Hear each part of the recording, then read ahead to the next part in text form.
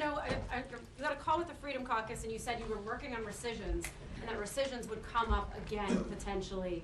Rescissions is something that the Democrats have said is a reason that perhaps there's a lack of trust. Can you both address the question of trust with the Democrats as well as what rescissions are you talking about? Let's talk about trust. Who's in good faith? We sent over this clean document. We didn't load it up with any partisan priorities because we're not playing games here. We wanted to keep the lights on so that we can continue the appropriations process to spend the taxpayers' money more responsibly. I did a conference call within the last hour with the House Freedom Caucus and a lot of journalists, and one of the questions was, are you all concerned about the national debt? You darn right we are. The Republicans are. The Democrats don't seem to care. We crossed this $37 trillion threshold.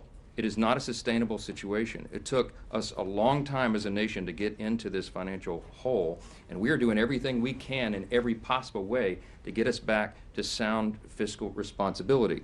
And what does that include? Well, not only an infusion of pro-growth policies like we implemented with the One Big Beautiful Bill, the Working Families Tax Cut package, so many things that are going to help the economy short-term and long-term.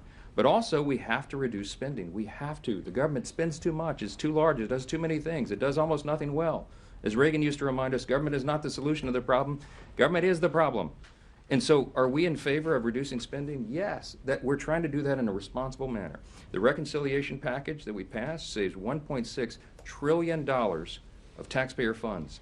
We eliminated fraud, waste, and abuse. We worked towards efficiency to get the government working better for the people. We're proud of that. There's no legislative body in the history of planet Earth that's ever saved $1.6 trillion or anything close to that.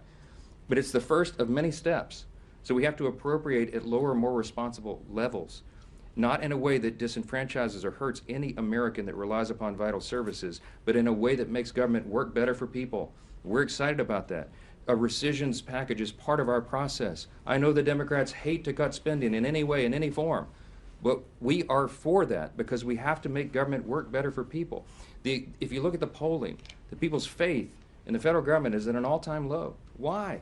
Because they don't see that it's being done well. And we are doggedly determined to get back to those principles.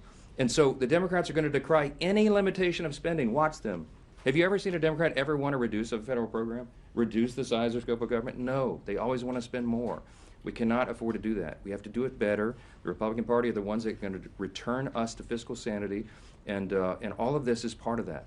This simple CR is part of that. We didn't load it up with partisan priorities. We try to make it simple because we had appropriators in the Republican and Democrat parties who joined together and said, in the House, and said, you know what? Give us 7 more weeks. Give us until November 21st.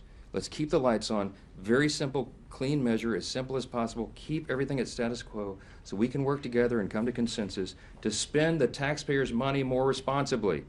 Yes, we're committed to that. Thank you all.